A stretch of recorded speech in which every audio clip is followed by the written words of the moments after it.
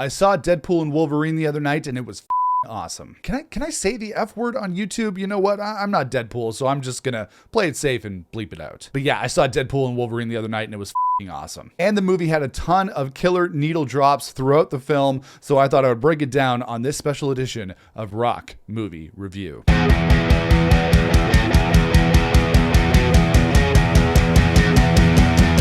Hey everybody, it's Nick here with you. Welcome back to the channel. So Deadpool and Wolverine is finally out in movie theaters. It's possibly the most anticipated movie of 2024. I don't know anything about saving worlds, but you do.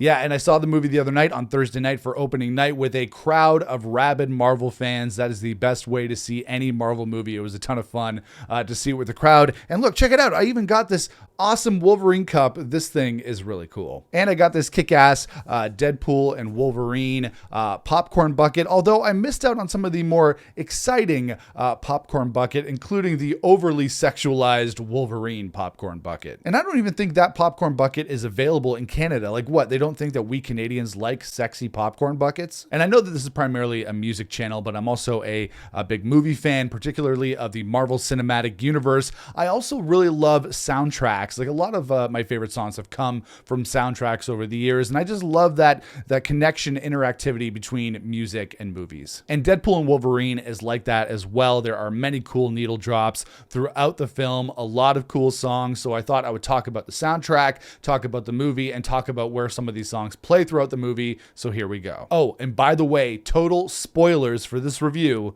You've been warned. So the movie kicks off with a classic song from the Platters, Only You and You Alone. So in this movie, like I said, spoilers, this one was a total kick in the balls. If you loved the movie Logan, like many of us did, and you loved the way that gave a send-off to Wolverine and Logan, then they completely destroyed that with this scene, a lovely scene of Deadpool hanging out with Wolverine's decomposed corpse and skeleton. It was funny, but I guess a little disrespectful to Logan. And obviously the Platters song, Only You, is a classic song. I love 50s and 60s classic songs from the old days, the oldies, as they used to call them. But this song is obviously, it's emotional, it's impeccably performed. It's a classic song in every sense of the word, and I guess it's a very nice song for a very vile scene. I don't really know if hardcore Marvel fans are gonna be mad that they totally disrespected the end of Logan, which is such a highly revered Marvel movie, but this is a Deadpool movie, so what do you expect? And then we get to Bye Bye Bye, as performed by one of our favorite boy bands of all time, NSYNC. This is for the opening sequence in the movie where Deadpool is going around killing all those TVA agents.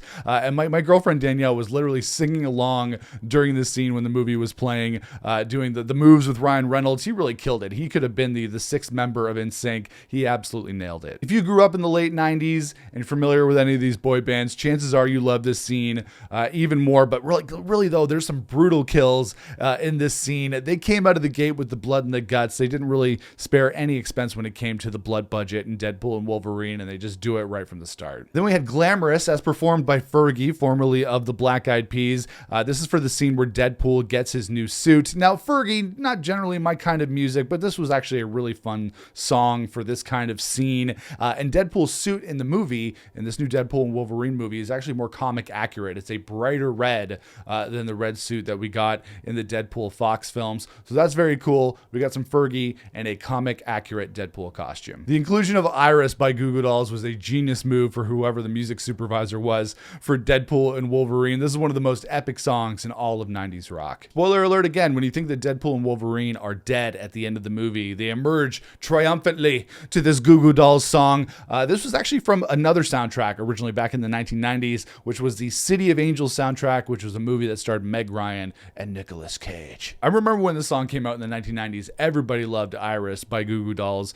So it's a very fitting song to be in this movie. It's actually aged pretty well. Even if it's a joke song in the Deadpool movie, like Iris actually slaps. Then we get AC/DC and Hell's Bells, one of the few big rock tracks on this Deadpool and Wolverine soundtrack. This is for their fight, their very, very awesome and very brutal fight that they have in the void. And putting AC/DC in there is very Marvel. Every Iron Man movie, I think, has been heavy on the AC/DC songs in general. I think the Iron Man 2 soundtrack is all AC/DC songs. And this is a knockdown, drag-out fight with a lot of stab stabbing from Wolverine and shooting from Deadpool, including many stabs in the balls. There are many stabs in the balls in general in Deadpool and Wolverine. Anyway, think about it. AC/DC and ball stabbing, hell's bells, hell's balls, balls stabbing. It's a good combo. Then, of course, we had to put this song in the movie, The Power of Love, performed by Huey Lewis. And the news, this is for the scene where Deadpool is going back in time or going throughout the multiverse to try and recruit some Wolverine variants who all just end up killing him in many, many brutal and disgusting ways. There's lots of really cool variants in there that I don't really think I can remember right now and probably would take too much time for this review. But this song totally makes sense to include as Deadpool moves throughout the multiverse, going to one of the greatest songs ever from Back to the Future, which is one of my favorite movies, if not my most favorite movie of all time. And as a huge Back to the Future fan, it was awesome to hear one of the best songs of all time, The Power of Love. Krista Berg's Lady in Red makes an appearance in Deadpool and Wolverine is when Dogpool shows up, which is the highlight of the movie. If you don't love Dogpool, then you don't have a soul. The really, really funny thing about this is that the OG Deadpool really wants to keep Dogpool for his own at the expense of a much nicer other Deadpool variant. And I thought that we would hear this song when we saw Lady Deadpool, to be honest, but you know what? It's much more fitting for Dogpool. So cute. I love that little guy. I'm With You by Avril Lavigne makes an appearance in Deadpool and Wolverine when they head out in the Honda Odyssey. Man, that van gets a lot of flack in this movie that I don't really know why. Like, maybe it's because I don't drive an Odyssey, but I drive a Honda. Like, well, why is Honda getting all the flack in Deadpool and Wolverine? But if you're going to drive a lame minivan, you might as well put a lame Avril Lavigne song in there. Although, in hindsight, it's kind of a banger. Deadpool and Wolverine know what's up. Then we have You're the One That I Want by Olivia Newton-John and John Travolta from the Grease soundtrack. This is in a very, very bloody scene in the Honda Odyssey with Wolverine and Deadpool fighting. The entire van gets covered in blood. You know what? I love the inclusion of this song. I really loved when I heard it kick off, when they dropped the needle on this one. I'm a big Grease fan, and I've been to not one, but two Grease sing-along screenings where I sang everything. In fact, I could probably perform both sides of this song, the Olivia Newton-John side and the John Travolta side, all by myself. And I'll do it. Don't dare me. Yes, you know what? I like to rock, but even I can't pass up a little Grease. And of course, we have the inclusion of Madonna's Like a Prayer, which is a big song from the marketing of the movie, and really it's one of Madonna's most classic songs. Life is a mystery. I don't know anything about saving worlds, but you do.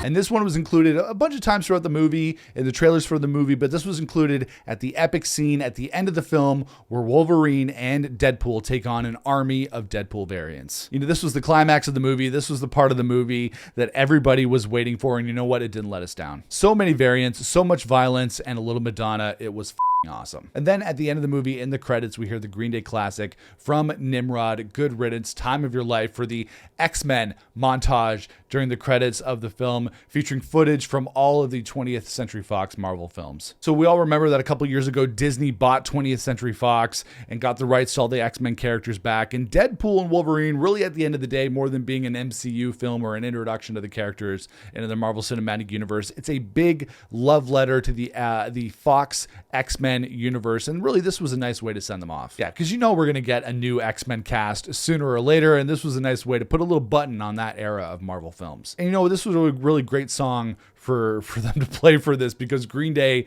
makes a lot of money for Time of Your Life for sentimental events, whether it be like funerals or it be highlight reels at the end of a Deadpool movie. They make tons of money playing Time of Your Life for this kind of thing, but you know what? I liked it. It was fitting. And since this is a spoiler review, this is not really connected to any particular song or anything like that, but Chris Evans, Captain America, makes an appearance in this movie, but not as Captain America. He makes an appearance as Johnny Storm, which he played in the Fantastic Four movies from 2005 and 2007. Definitely my favorite part of the movie. It was awesome to see Chris Evans back in the Marvel Cinematic Universe in one way or another. He didn't really, I don't think, had a big song attached to his appearance in the movie, but again, one of my favorite parts of the movie was seeing Chris Evans, so I had to give a shout out for that. There are some awesome needle drops in Deadpool and Wolverine. Let me know what your favorite scenes and songs were in the film in the comments below. Make sure to like this video, toss me a thumbs up, appreciate that. Make sure to subscribe to me here on the channel so you don't miss out on future videos, and make sure to check me out on social media across platforms at Nick Chino Music. But I'll see you guys again for another rock movie review here on the channel. Until then, rock on, everybody.